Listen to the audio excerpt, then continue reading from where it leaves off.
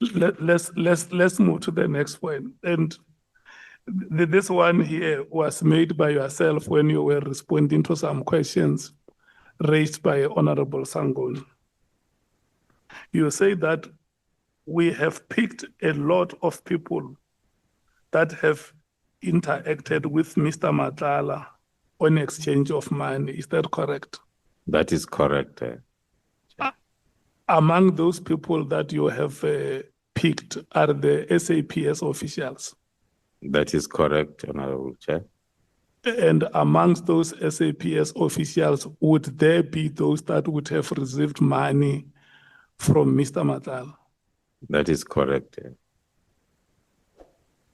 And these officials, in the position where you are, or anybody who would have been in this position that you currently are incumbent, would have reported to the SAPS authorities that, because my assumption is that when you do intelligence work, you don't do it for yourself or your family. You don't compile reports. There is somewhere where those reports go. And obviously the authorities that are reported to have this information about these officials who transported a cocaine consignment from Durban to Johannesburg, they know about another set of officials who will call and say, hey, Menier man, hey, go to Shenyana, Moman. And then the authorities know about these activities, to your knowledge, or are there still reports that are being compiled which will be sent for the attention of the authorities? But for sure, my assumption is that in part or in parts, some information has already gone through to the authorities. That's what I can confirm, Honorable Chair, that from our investigation that we're busy with, based on my statement that the chairperson referred to, there are reports that have been submitted already on some of the individuals to the respective principals. Now, let me talk to your conscience now, because when she asked you a question here about any possibilities or prospects of you working together in the SAPS, you said, yeah, no, we still have a chance that we can work together. Out of conscience, let's say you put a helmet of integrity on your head and a badge of conscience on your chest. Can you walk into a boardroom of the SAPS and draw a strategic plan for the SAPS with me that you know that this is a confirmed criminal?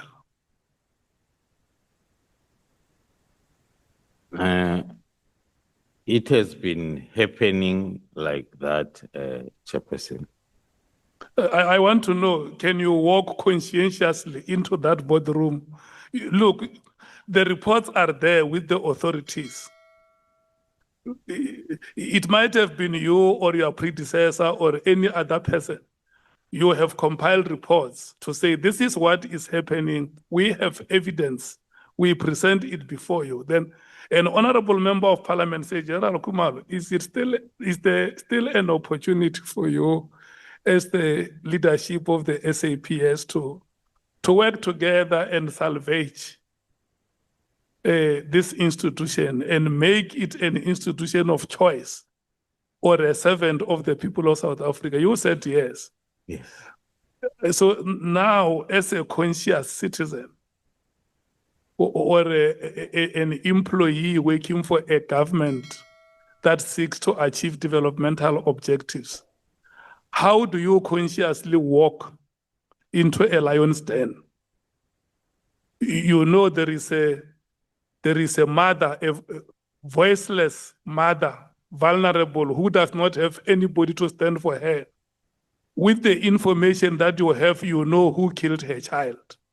And the person who killed that child or people who are in cahoots with those criminals, they sit at the highest echelon and plan a strategic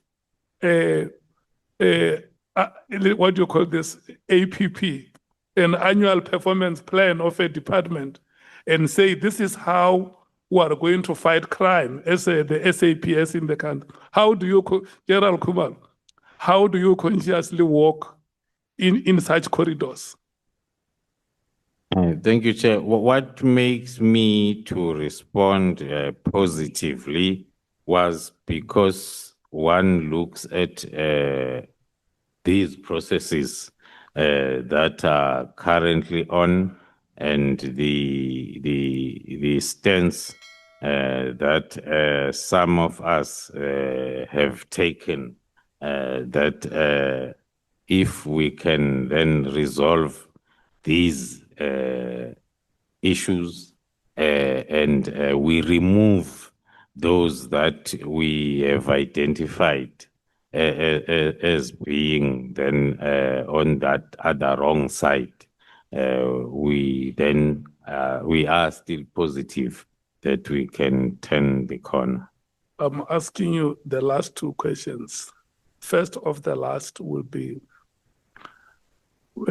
how long, or based on your observation or assessment of the way the SAPS currently operates, how long, if we were to leave everything to yourselves as the SAPS without any intervention from the executive or parliament, how long would it take for the SAPS to deal with these rogue elements within itself?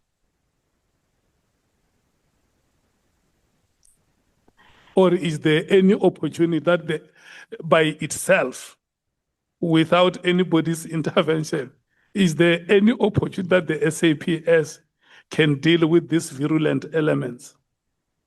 It's not easy to determine the timelines, Honorable Chair, because it's a process. If the matter has to follow the criminal route, we have been talking to the criminal justice system, and there are these parallel structures throughout the criminal justice system that are created. So it won't be easy for one to determine, because it's not about SAPS having all the powers. From the side of using the internal disciplinary procedures, it needs the SAPS top management to prioritize that and work on it. It won't come with the results overnight. As I made an example of our division currently, that is not But that. Okay, let me speak like a member of the public who is looking for justice. Is it possible that within the SAPS, the people who killed Babita Deokaran are known?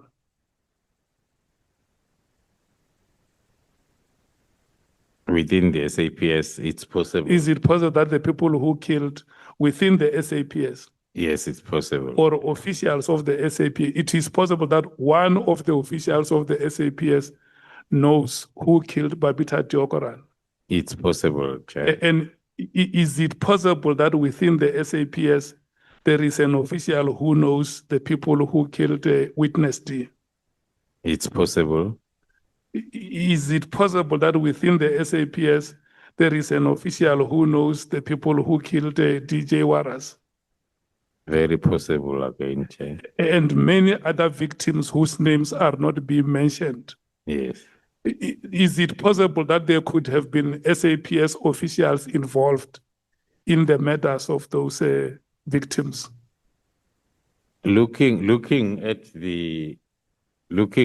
You have just mentioned the murder of Swart, yes, that there was an SAPS official involved. That's exactly why my response has been a yes, because I was saying looking at our experiences.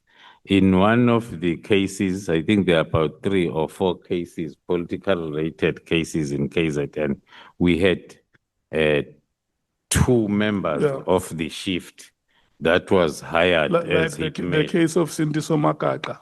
Yes. Where you say that the gun that was used to kill him comes from crime intelligence. It's all those experiences that makes one to respond positive on your questions, Chairperson. Okay. So my last question to you would be then to say, in the light of the picture that you have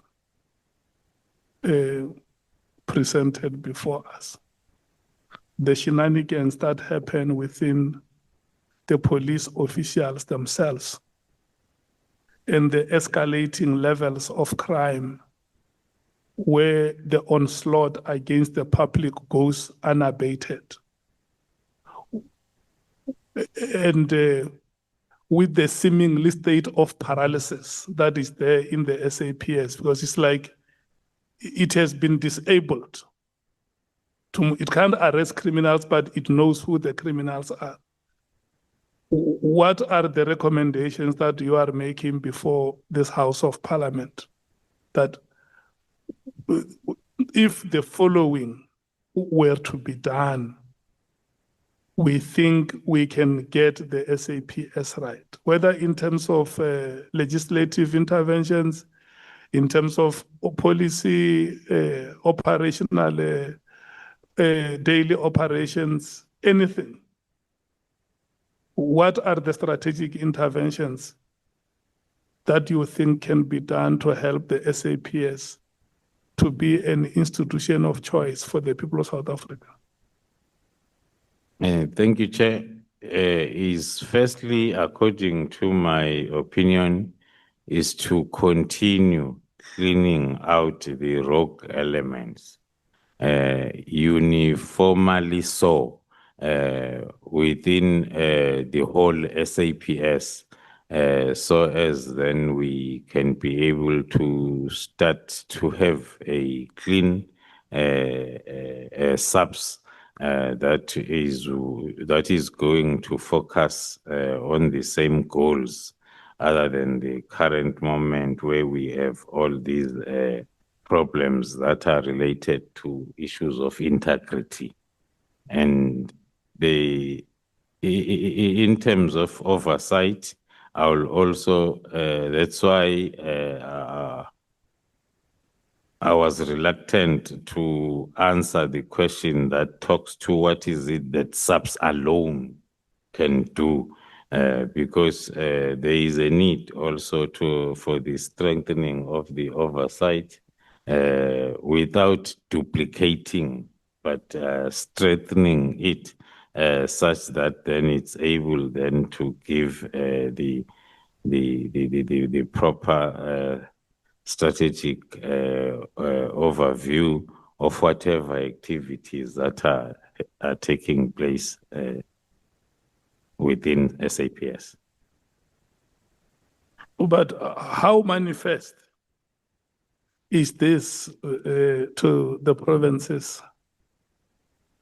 Do you have, what is being depicted here at national level? Does it have manifestations at subnational level?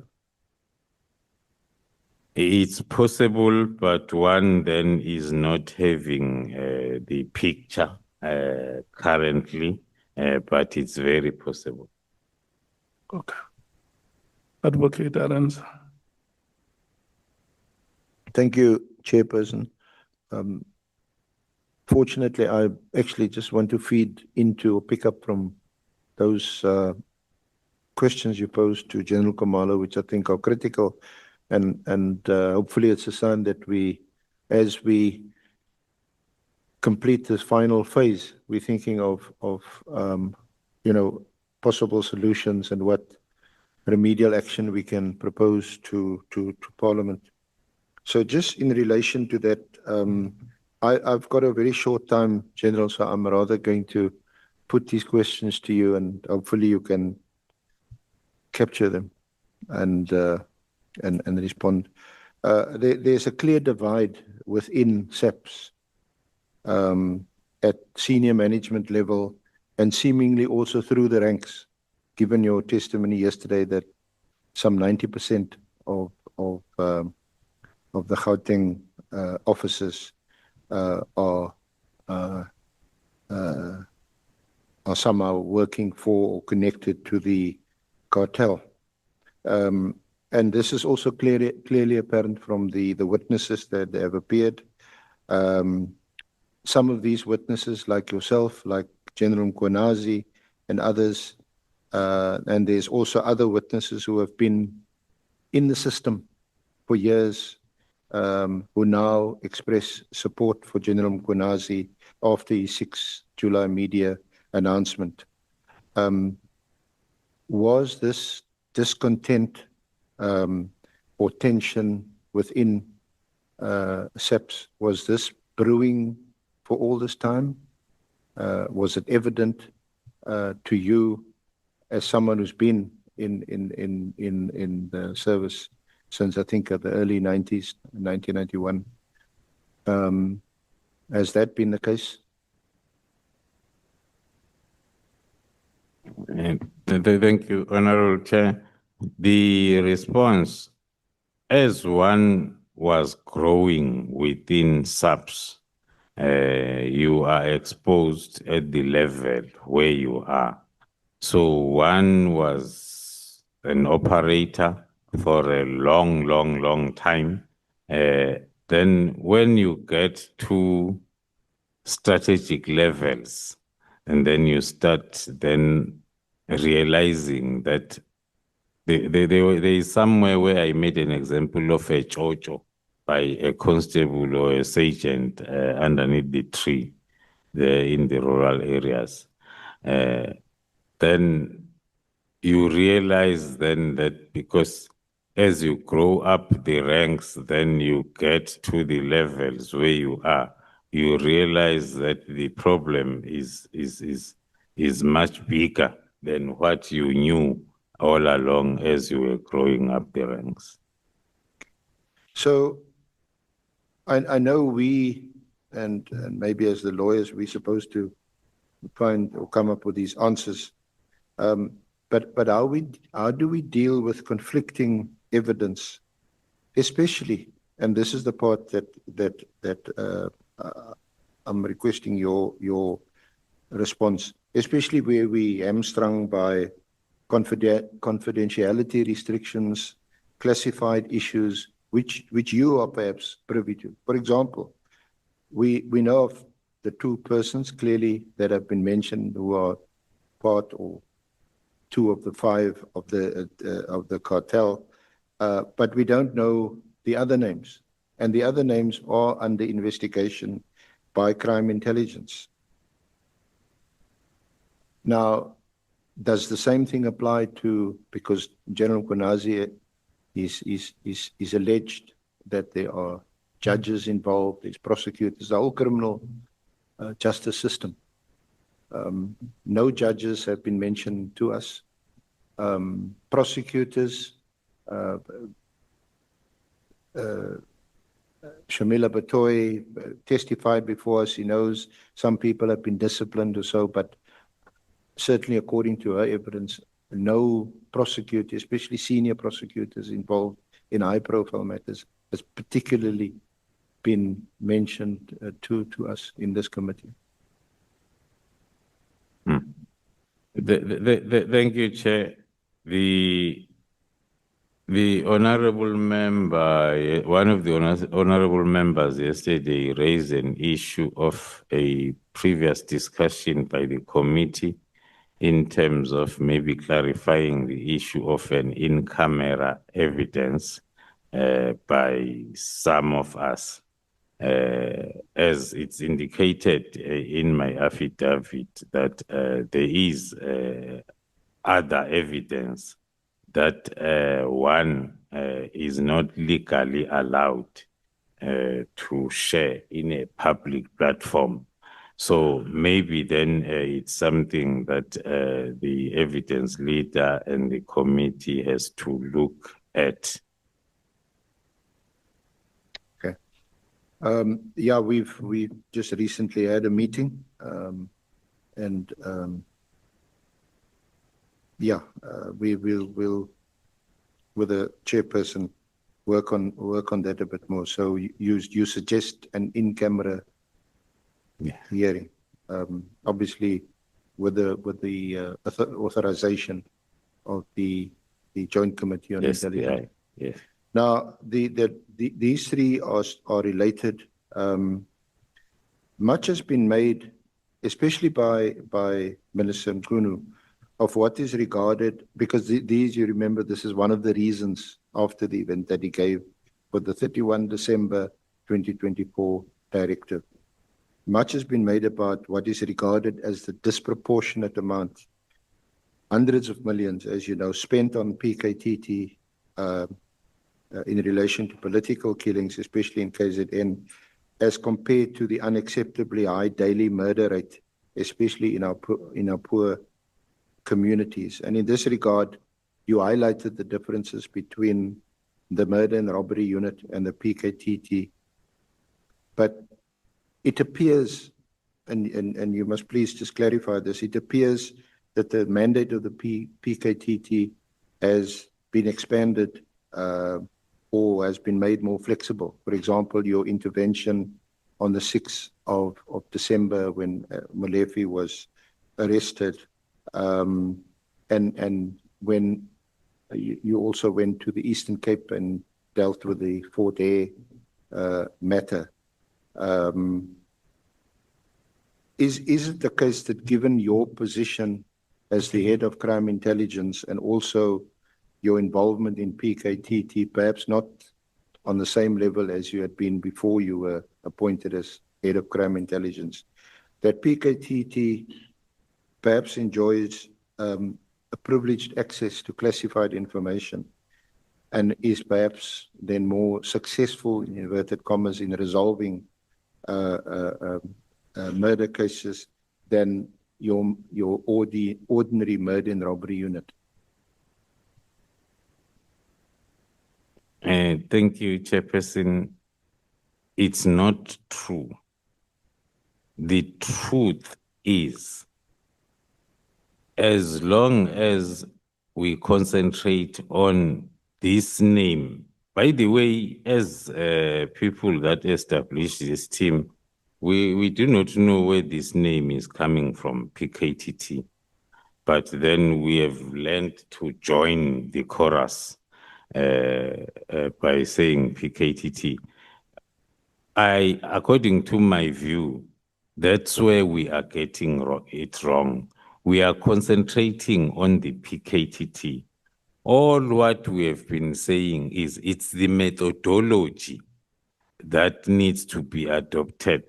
Whether it's adopted by the murder and robbery unit, it's fine. Whether it's adopted by DPCI, it's fine. Why we are voting for this methodology, it's because it will deal with most of the issues and the problems that were raised by the chairperson a few minutes earlier, that we have integrity issues. Now, once you do not have the ownership of the docket belonging to a certain individual, which is what the PKTT methodology is against, then you would have dealt with some of the problems. So all what we are saying is it's the methodology that needs to be implemented. It has got nothing to do with General Khumalo being the coordinator and also the brigadier at ORS, because the PKTT, because of its methodology, was successful and its mandate extended, even when the now General Khumalo was a brigadier from ORS and a major general from ORS. It's the methodology. But then surely that is a methodology that the National Commissioner, because it's an operational issue, isn't it? It's not for Parliament to instruct or for the Minister. surely the National Commissioner can direct that methodology must be adopted. And then there's also those, I forget the name of it now, I think it's Section 10 of the Police Act, where they have these, I think you have quarterly meetings, the senior officers, you know what I'm talking about, with the National Commissioner. And surely there we one of the reasons why you meet is to coordinate your work across the country, across the provinces. Surely that is where it can be discussed, and if it's effective and successful, where it must be applied across the board. As per the example that I cited of a decision that was taken during one of the BOCs, that each province must send plus minus 5 members to PKTT to learn the methodology, which was done, but the problem was with the implementation. It was not implemented. Okay. The Ministerial Directive of 31 December 2024 has not been withdrawn as far as I know, as far as we are concerned, or been set aside. We know, for example, that PKTT has not been disbanded. In fact, you have some, I think yesterday you said 600 and odd cases, so it's grown exponentially. But what about, you remember the directive in relation to the border management, and specifically the one where the minister now on leave directed that all posts in crime intelligence be frozen? What has happened with that directive? I think you did say that there are vacancies in crime intelligence which need to be filled. Has this been discussed with the acting minister, Minister Kochalia? The directive has not been discussed with the acting minister in my presence. I'm not aware of any discussions. Yesterday, during my testimony, I referred to the discussions that I've had with the National Commissioner, whereby he indicated that the posts from our environment that were halted will be re-advertised. The task team is continuing with its work, so I'm not sure of the third point then as to what is the impact, because it's more related to visible policing. I'm almost there, Chair.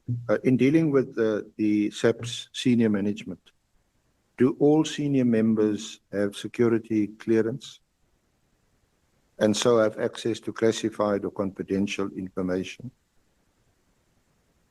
And I ask this question in the light of what appears to be still differences and tensions within senior management level. Yes. So not all senior management have security clearance, and it's a question that one cannot answer